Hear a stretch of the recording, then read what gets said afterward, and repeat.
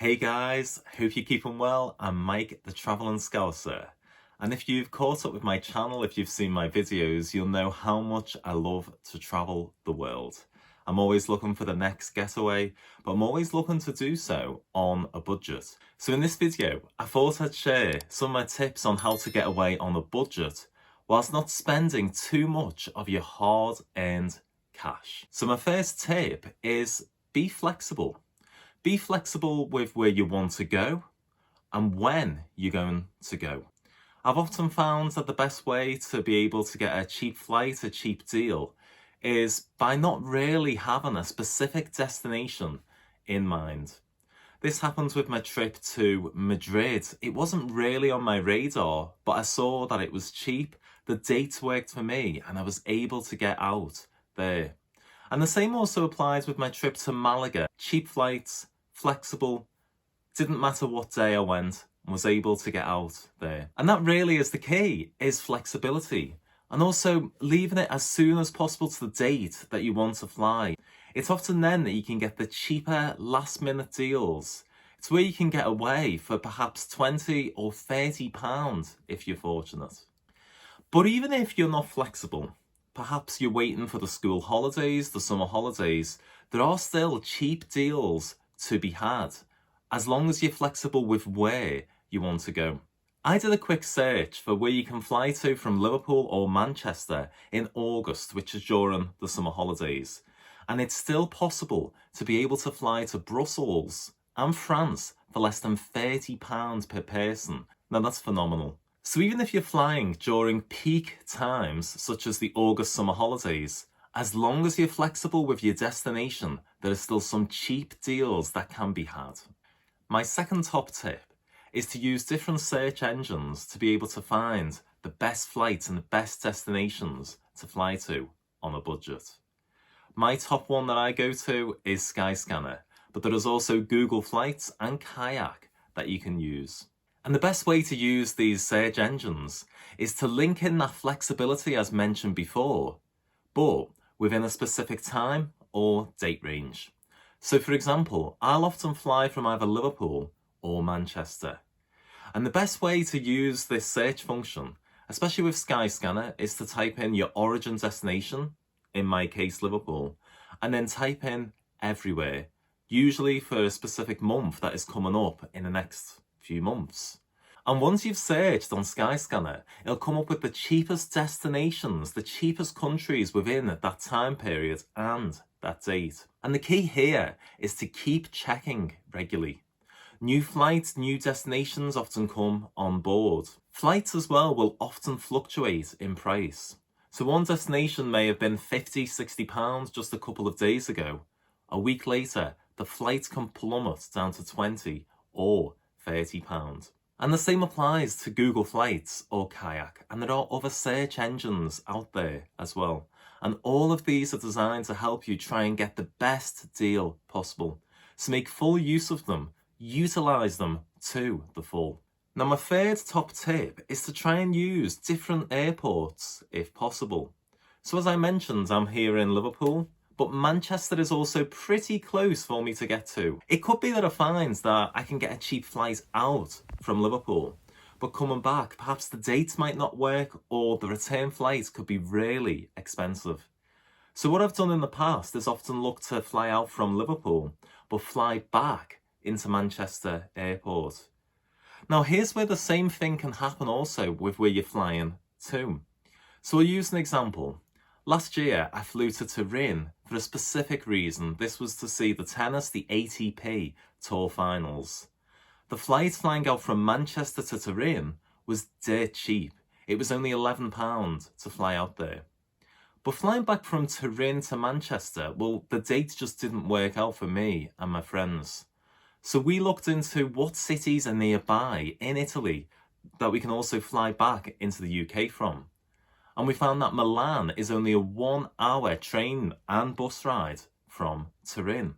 And what was more, the flights from Milan back to Manchester were dirt cheap, but it also fitted in with our itinerary. And the best thing about it was we got to see 2 cities in one. And it's not just there that I've tried that. I've done the same with Mallorca and Valencia. I did a 2-city trip because it was better with my itinerary. And it was great because I also got to see both destinations. So why not try that? Perhaps if you see that there's a flight one way to a certain destination is quite cheap, why not have a look to see what is around, what other destinations, what other cities you can get to relatively easy from there, and see if it's easy then to fly back to the UK from that destination. And it's quite a fun way of doing things. It's quite a fun way of seeing more cities, and it also keeps costs really low. Now, my fourth tip is to use credit cards and loyalty cards. Loyalty cards such as this one, the Nectar card. With the Nectar card, you can build up points on your grocery shopping, on your fuel shopping, on eBay. Now, many people use Nectar cards to redeem on their shopping at a later date, which is perfectly fine and is brilliant. But what you can also do is you can convert these Nectar points into Avios points. And Avios equals air miles. And air miles and Avios can get you cheap flights to the USA, to the Middle East, to even places like Japan and Dubai and Australia. It all adds up. Another system that I also use as well is to use credit cards where they gain points, which can then be converted into air miles or hotels. Now, I will give a word of caution here. You do have to be really careful how you use a credit card. I'm not a financial expert and I'm not offering any financial advice in this regard. But the way I use these credit cards is no different to how I'd use a debit card. I make sure I pay it off weekly and in full, and I make sure that I don't spend any more than I need to. But what I have found is that they're a perfect way to convert points into hotels. For example, with American Express, these can be converted into Hilton, into Marriott, into Radisson. But also, they can be converted into those precious Avios. And Avios can get you to, as I mentioned before, America, can get you anywhere in the world. And these can be used with British Airways, with American Airlines, with Iberia. And a great way to use these is to perhaps fly business class, something that you'd never have dreamt of doing before, but you can do that using the credit card. And if you look in the description below, I've put a joining up code for this American Express card. And with this code, you can get up to 10,000 bonus points as long as you spend £2,000 on the card in the first 3 months. And those 10,000 points are already enough for a hotel stay. So it's definitely well worth signing up to an American Express credit card if you want to. And it's not just American Express that offer rewards points or vouchers or air miles. You can also get Visa and MasterCards that do the same things. Some specifically with British Airways, some with Virgin Atlantic. So it's well worth looking into these and seeing whether they suit you. And there are also websites out there which really give comprehensive guides in which are the best to use. I go for headforpoints.com and I've put a link in the description below. It's well worth doing your research here. As I say, credit cards aren't for everyone. I'm not a financial expert, but definitely look into it, see whether it's for you, and it could be well worth the money. My fifth tip is to go to websites that offer deals specifically on holidays. So one that I've used regularly is one called holidaypirates.com. Holiday Pirates look through the internet for any error deals, for any glitches, but also for these super deals where the price is just absolutely awesome. And you can get flights only, you can also get holiday packages, which includes the hotel, or they can vary from if you want to stay in, let's say, a few nights in Airbnb in Marrakesh on a budget, like I did a few months ago.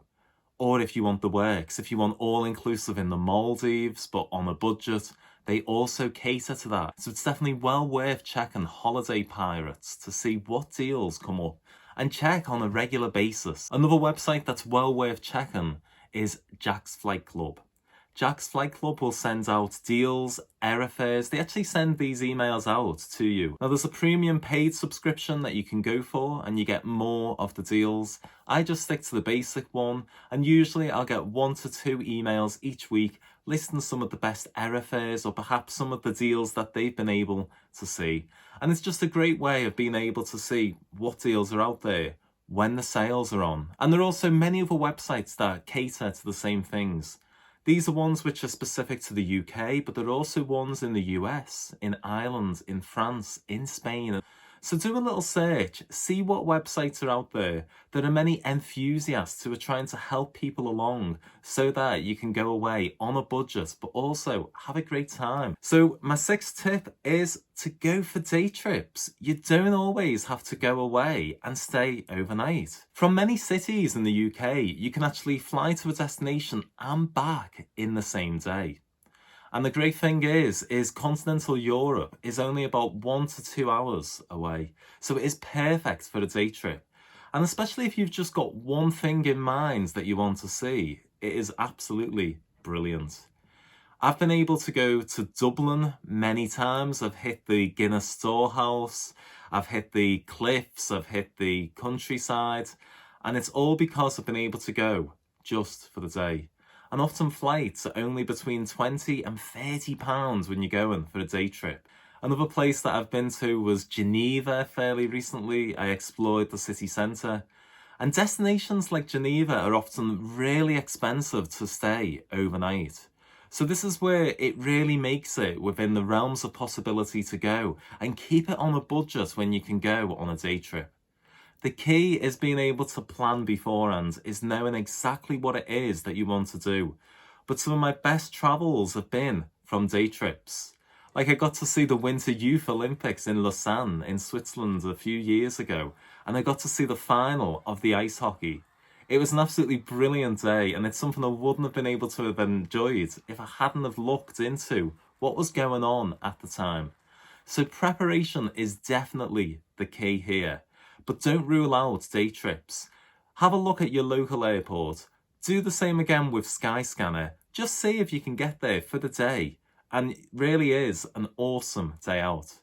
And when you get back to the UK, it's a brilliant talking point when you're back in the office. So my seventh tip is where this guy comes in, and this is to pack lightly. Many of the budget airlines such as EasyJet, Ryanair and Wizz Air will only allow you to take one piece of small hand luggage with you on the plane.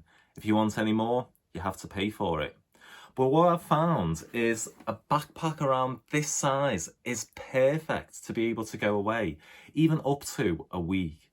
It's amazing how much you can cram into just a small bag like this, and you don't always have to pay for extra baggage when flying abroad. And the top tip with some of these bags is look for ones where there are pockets on the outside so that you can fit more things in. But not only that, there are other things as well to help you get round. But not only with a backpack, there are also other things that you can do so as to be able to pack lightly and not pay those extortionate baggage fees. Take a coat. Take ones with pockets where you can jam things in. Wear a few extra clothes on the plane. And also be aware that you can also take an extra bag with you from duty free. Airside at a lot of airports, you can find a WH Smith or a Boots. If you've got a Boots or a WH Smith carrier bag in your house, take it with you to the airport. Use that as your second bag. The airline staff aren't going to know whether you've bought something from the airport or whether you've bought it from home. And it's an extra way to take a few extra things with you onto the plane. My eighth tip is to find cheap accommodation. Now, as I mentioned earlier, you can use credit cards and loyalty schemes so as to build up points and get free nights at hotels. Or another cheap way is using Airbnb and other travel providers just like it. It's been my go-to for the last year as I've been travelling, and has helped me to find places dirt cheap. The place that I stayed in Marrakesh was an example of that. And often what you need to do is take a chance. Take a chance on the new places on Airbnb. These are often the ones which are cheaper because they're just trying to get themselves established. It's true, there's often not many reviews there, but it's often where the real gems are to be found. And also have a look to see if there are any voucher codes that you could use with Airbnb or with other websites such as booking.com and hotels.com. You don't always have to go for the extravagant hotels. After all, for me, the best thing about being abroad is being out there, exploring, seeing what there is to see. I don't want to spend much time in a hotel or in an Airbnb. I just want somewhere to crash at the end of the day. So do your research and make sure that you find some cheap accommodation so as to keep the costs down as much as possible. And my ninth and final piece of advice is to get expert local guidance. For example, when I was in Poland, I caught up with some friends and asked where were the best places to go. They were more than willing to want to show us around, to show us the best destinations, to show us the best places. And we were able to become friends with more people as a result. So check out places like youth hostels. Youth hostels are more than willing to give out advice and guidance on where the best places to go. And often there are more people who are willing to go and explore it with you. Also, check out YouTubers, people like myself, who offer that advice, who offer that guidance. There are a lot of blogs and vlogs out there offering tips and guidance on the best places to visit and the best places to see. And also check out opening times for different museums, for different exhibitions, because you never know whether they'll have a period of time where it's cheaper or free to get in. I found that happens when I was in Malaga. On Sunday afternoons, all of the museums are free to enter. The same happens when I was in Poland. On Tuesdays, the Museum for the Second World War is free to enter. So do your research, and if possible, speak to locals, see what they recommend, see what they say, and you never know, you might be able to get into places for free. But the best thing often this way is that you're able to make new friends, lasting memories that last a lifetime, and really does enlighten your trip and make it one of the best things about it. So I hope that you've enjoyed these tips and advice that I've been able to offer and give during this video. I hope you have a brilliant trip away. And if you want more advice, if you want more tips on what to see, please hit the like button below. Please subscribe. My next trip is never that far away. And I love sharing these tips and guidance with you. As always, I've been Mike the Traveling Scouser, and you've been awesome. You always are. I'll catch up with you next time. Ciao for now.